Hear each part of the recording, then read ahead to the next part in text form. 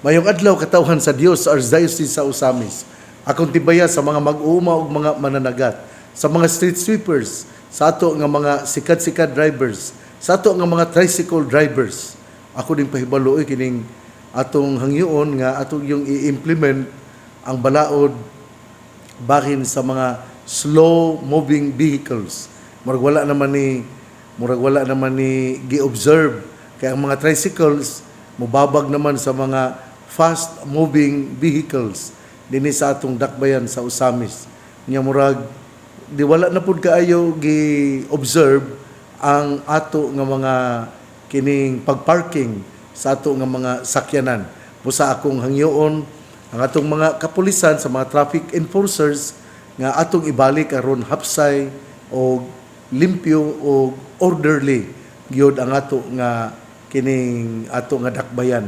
Mao biyan ni ang kanang nakuan ba murabag ang uban nga mga syudad nakaingon nga nindot kayong Osamis kay nagyod ang pag-observe sa traffic rules, pero karon murag nibalik na usab nga wala na mo observe sa mga traffic rules kay naay uban labi na gyud kanang atbang bitaw din na sa kining karaan bitaw nga nasirado nga kining Jollibee kanang dina sa Don Anselmo nya atbang sa unsa ba ni ang kanang dunay atbang nga tindahan dina nga sudlonon og gamay Nobo sa Nobo ba ni o Nobo ba na nya kanang naa dinhay kanang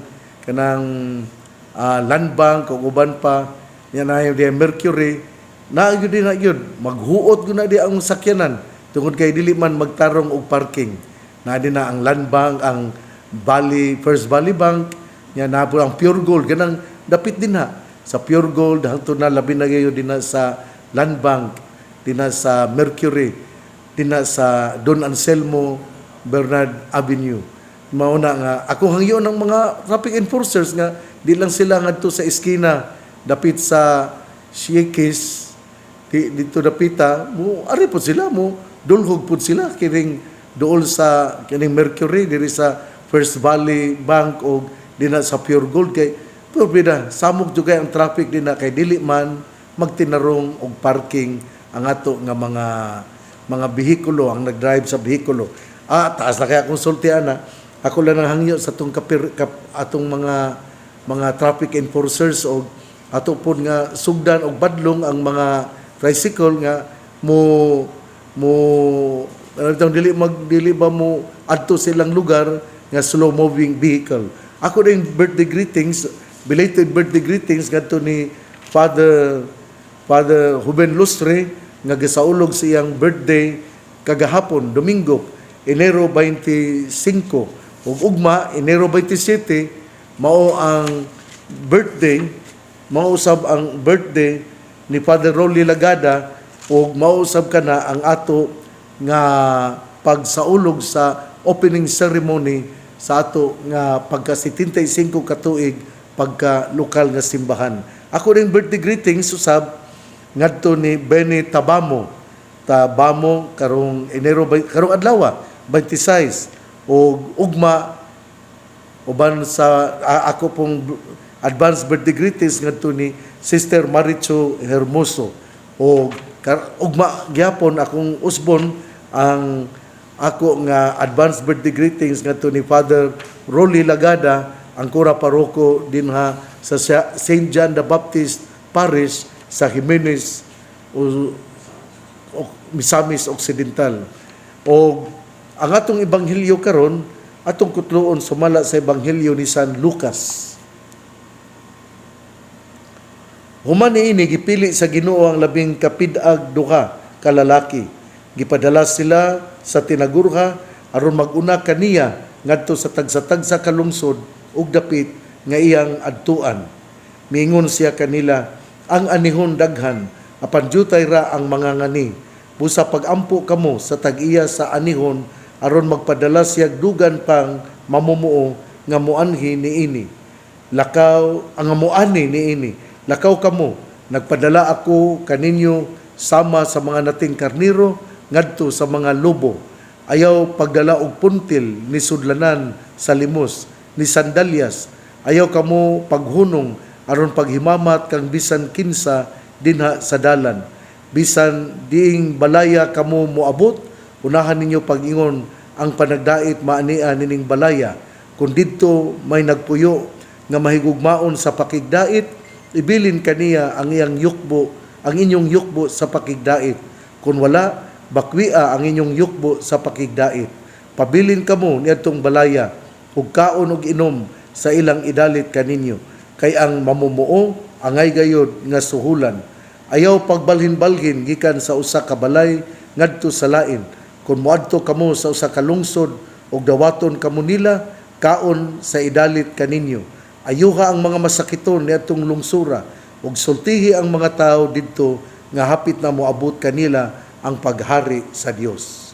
Ebanghelyo sa atong Ginoo, daygon ikaw o Kristo. Mga igsuon, duha ka ebanghelyo ron ha, ang mapili ang pari.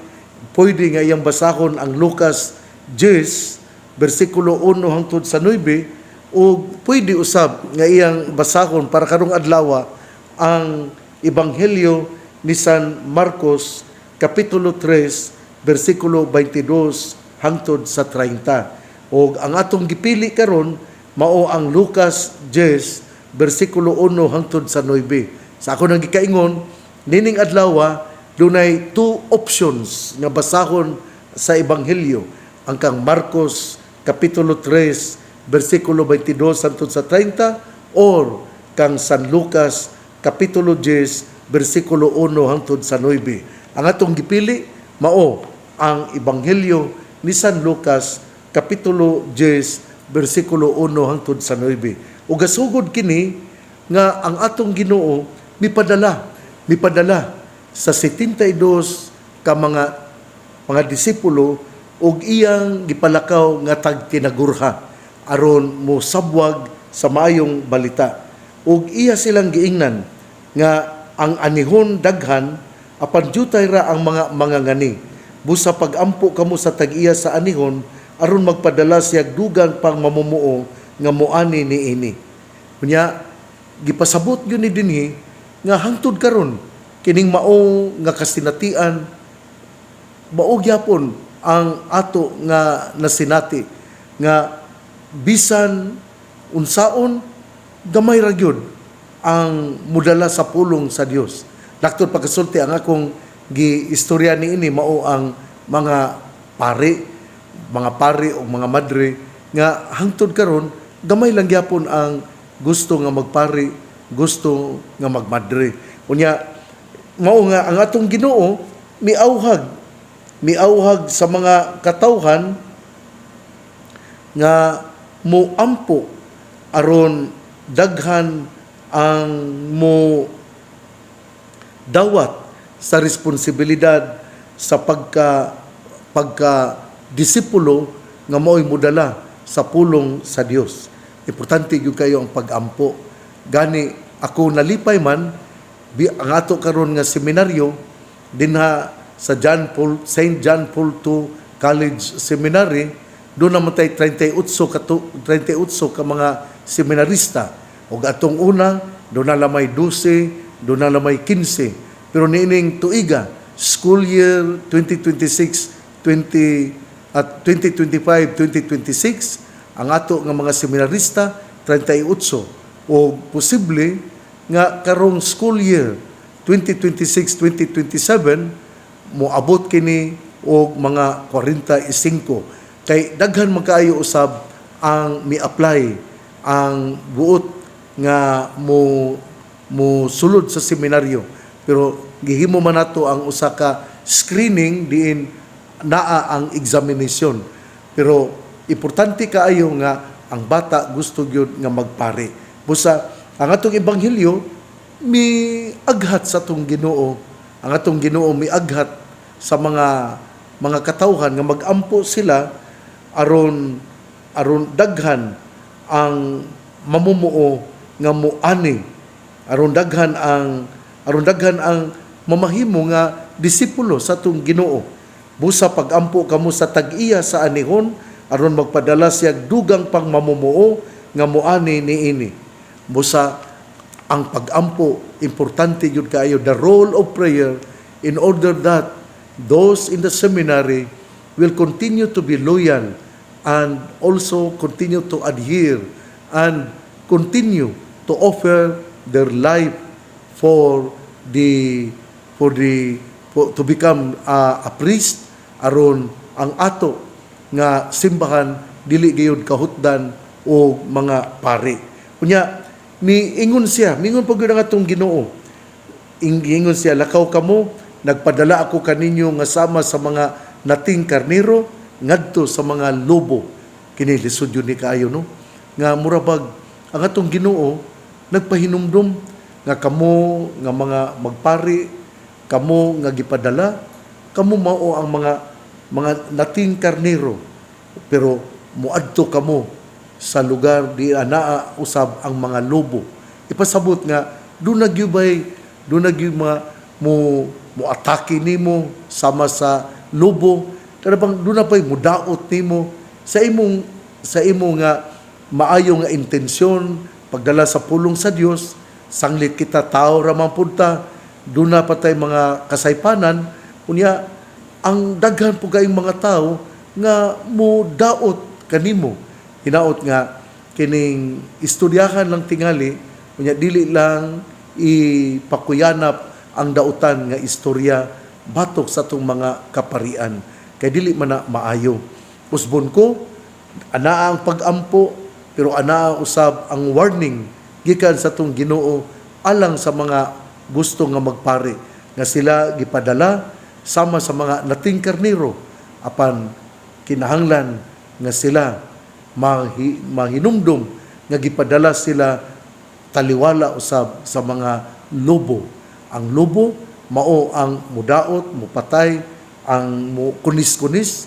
Apan akong hangyo isip arsobispo ang unang magbalantay dinhi sa Archdiocese sa Osamis, isip ako arsobispo, muangyo kaninyo nga dili nato panamastamasan ug pulong ang atong mga kaparian, dili nato dauton ang atong mga kaparian. Ay hinuon ato sila nga iampo. Sama nga ako gahatag og warning sa ato nga mga seminarista o magpari nga sila daw mga nating karnero nga ipadala taliwala sa mga lobo. Ako usab gahangyo ninyo nga mga katawhan nga namati nako karon nga unta inyo usab nga respetuhan inyong panggaon ug inyong amumahon ang inyong pari. Kung masayop, sultihi siya.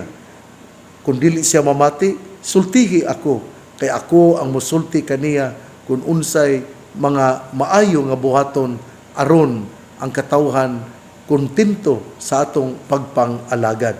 Unya, ang ato nga Ginoo gipahinumdom pod nga ayaw pagdalag puntil, ayaw pagdala og kining sandalyas, ayaw paghunong og paghimamat kang bisan kinsa diya sa dalan. Ang punto dinhi dili ingon nga ang kanang dili magdalag puntil, dili magdala og sungkod, dili magdalag sandalyas, dili magdala og kining kamisin. Ang punto dinhi mao nga musalig gayud kita sa Ginoo.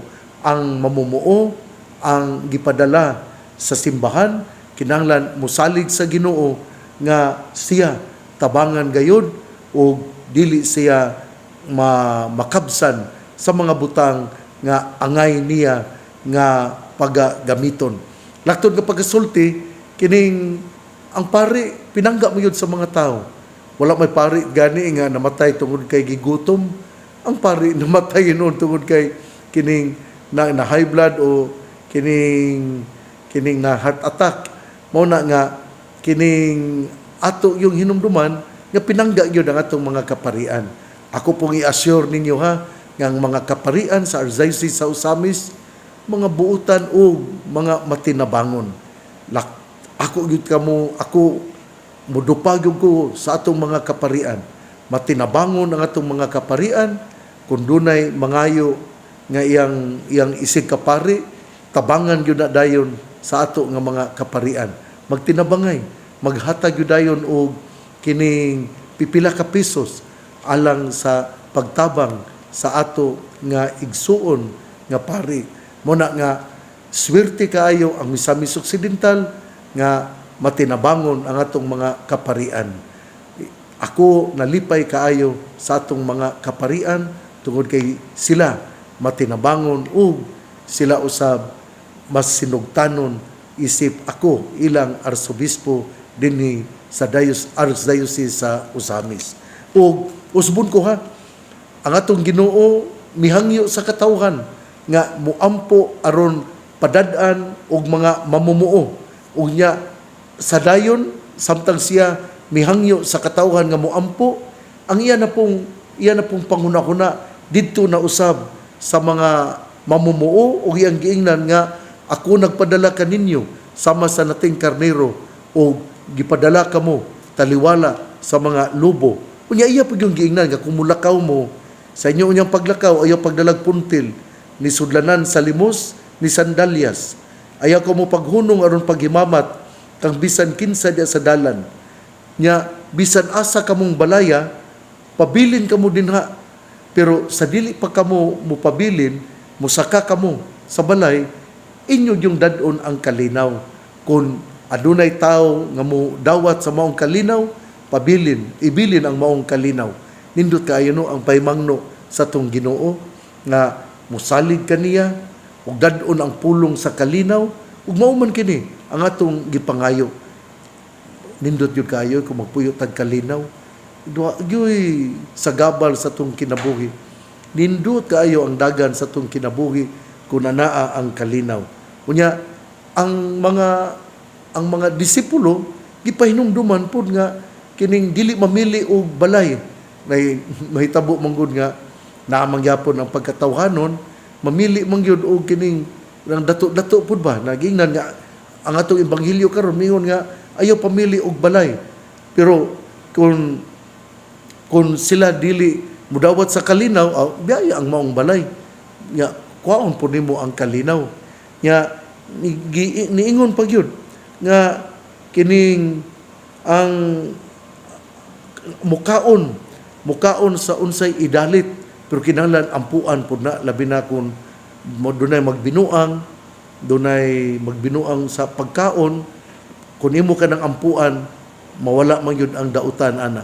Muna nga ang ako nga sulti mao nga sama nga ampo aron mudaghan ang mamumuo unya ang atong Ginoo miingon nga ikaw gipadala taliwala sa mga lubo pero salig sa Ginoo munang dili ka magunahuna sa imong mga sandalyas sa uban pa ang imong baggages kinahanglan nga imo ka nang ibilin kay mosalig ikaw sa Ginoo ug sa imong pag-adto ayaw pagpapili og balay inigsaka nimo imong ibilin ang kalinaw kung dunay mudawat sa kalinaw bilin din na ang maong kalinaw pero dili kita magpili og mga balay nga atong puy-an unya dili pud ta mopili og pagkaon ang importante mao nga atong giampuan ang maong pagkaon kay kung dunay nagbinuang nimo ako sayod nga dili gayud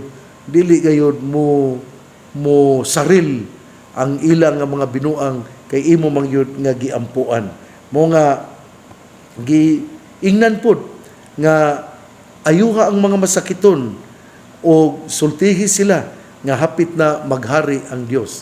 Nindot kayo no ang gisulti karon sa ebanghelyo ni San Lucas una nga kining nagampag-ampo nga mudaghan ang muani mamumuo unya iyang giingnan na pod ang mga disipulo nga pagbantay mo kamo mga nating karnero kamo pero ipadala kamo taliwala sa mga lobo nga iya yang giingnan ang iyang mga sumusunod nga ayaw mo kahadlok salig gyud mo sa Ginoo ay mo paghuna-huna nga mudala pa mo sapatos puntil ug uban pa salig gyud sa Ginoo kay kung kita mo salig sa Ginoo God will provide. Nya giingnan po niya nga dili ka mamili og balay kinahanglan adto ka moadto sa balay nga mudawat kanimo unya kaon bisan unsa nga idalit kanila kung ikaw makadawat niini sa imo nga ginhawaan pero ako yung sulti mao nga iampuan gayud ang maong pagkaon aron ang dautan mawala. Unya ang atong Ginoo miingon na usab sa iyang mga sumusunod nga ayuha ang mga masakiton, iampo ang mga masakiton. Nindot kayo kining atong ebanghelyo karon kay gasaysay man gyud sa konkreto nga sitwasyon o kini maka hinumdum magyud kita nga mao kini ang gilatid gisaysay aron kita makaila nga ang Ginoo mao gyud ay ang tuburan sa tanan. Ikaw nga namati nako karon, kumbensido ka ba nga ikaw moampo alang sa mga magpari? Nakaampo ba ikaw? Hinaot nga kun wala imong sugdan karon, imong iampo ang mga musulod sa seminaryo. Pero ayo pug kalimti, iampo usab ang mga kaparian, iampo ang mga madre, iampo mag-inampo ay sa usag-usa. Kay importante kini, kay mao kini ang pag-ampo mohatag kanato og kusog aron kita mopadayon sa atong panaw. Unya iya pong giingnan ang mga sumusunod nga ay muguna-huna ha nga kining kalipay ra ni ang ato nga basinati. Timan-an ninyo nga kamo mga nating karnero nga ako unyang ipadala sa lugar diin anaa sa inyong taliwala ang mga lubo. Nya iyang giingnan nga ayaw mo kadlok, no baggages to be carried. Kay importante nga kamo mosalig kanako kay ang Ginoo maayo og maluluyon. Ang mamumuo, the laborer deserves its own blessing. Muna nga ayaw gyud kahadlok, salig gyud ta sa Ginoo. Unya dili ta mamilig balay nga atong kaadtuan, unya dili pud ta mukaon pud ta sa idalit, pero kinahanglan atong ampuan, unya ato pud nga iampo ang mga masakiton. Hinaut nga inyong nasabtan ang akong gipanulti kay mao man kini ang gisaysay ni San Lucas. Usbon ko nga doon na po'y lain nga kining basahonon para sa ebanghelyo ang kang San Marcos kapitulo 3 bersikulo 22 hangtod sa 29 mao ang alternative nga basahon sa ebanghelyo. Ug dinhi sa Archdiocese sa Osamis sa magsimba kita ang gibuhat ang gisulat mao ang Lucas 10 bersikulo 1 hangtod sa 9 o ang San Marcos kapitulo 3 bersikulo 22 hangtod sa 29 mao ang kining wala gisulat dinhi sa ato nga magsimba. Busa usbon ko importante kayo ang kapitulo 3 bersikulo 22 hangtod sa 30. Hinautunta nga ato kining mahinumduman. Igsuon ang mayong balita nga mong pulong ni Hesus, ang ayang pamation, pamalandungan ug paningkamutan nga mapuy-an. Bulahan ang tawo nga namati sa pulong sa Ginoo, sama siya sa kahoy nga gitanom, daplin sa usa ka sapa, kansang dahon dili gayon malaya. Tempo sa timbunga, siya mamunga. Igsuon, ugma na usab, ugma ha, birthday ni Father Rolly Lagada o ni Sister Maricho Hermoso. Pero ugma, pitsa 27, mao na gayon ang atong pagsaulog sa ika-75 opening ceremony sa atong ika-75 katuig pagkalokal nga simbahan. Sugdan kini dito sa Kuta Shrine, unya dunay prosesyon nga pagabuhaton. Dito sa Kuta, dunay ritual nga buhaton kay ato mang panalanginan ang bust, kini bitawng larawan ni Father Jose Ducos ang nagmugna, naghimo sa Kuta Shrine. Unya, ato pong panalanginan ang friends sa Kuta Shrine, ang atubangan. Ato kining ninduton aron kining nindot o makadasig sa atong pag-ampo. Muna nga atong panalanginan o hinaot nga ato kining saksihan. Unya, doon na dayo'y cross nga nga dadon ang mga kaparian, mga 5 tay sila kapari nga maoy mo alsa sa cross, napoy mo alsa sa kining kang Blessed Mother, ang Birhen sa Kuta, kunya ako pong giawhag ang mga tao nga magdala og mga kinibitang banderitas sa ato nga Santo Papa, ang flaglets sa ato nga Santo Papa, yellow ug white. Unya akong giawhag ang mga estudyante nga mo'y muhimo ni ini nga mohimo sa mao nga mga mo apil sa mao nga kining prosesyon. Unya kining didto na pud dito na usab sa katedral, dunay lungag niya ditong buhaton ta, unya atong isulod sa kapsul ang mga mi-attender ng mga kaparian, o ibutang po dito ang akong mensahe bahin sa pagsaulog sa ika-75 katuig. Ang akong mensahe o ang ako nga panglantaw sa taliabot nga simbahan sa local church sa Ozamis. Unya tabunan kini kay kini ablihan man unya sa kaduha kini ablihan sa 30, pero dili basahon kadtong mensahe bahin sa 75 katuig, kay basahon lang kana sa sunod nga obispo human sa inigabot na sa 100 years nga pagkalokal nga simbahan sa Ozamis.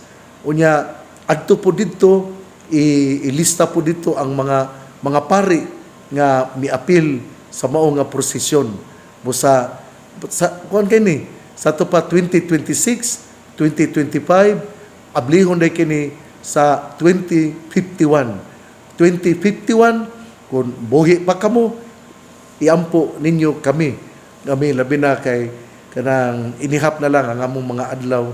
Kami abot naman ako si Tinta naman muna nga lisod na kaayo nga moapot ba og 95 years old, murag dili maglisod na tahana pusa kining sa pizza 25 di ay duna di ay pastoral letter pud nga magdasig nga mo apil o mo salmot sa ato nga kining prosesyon.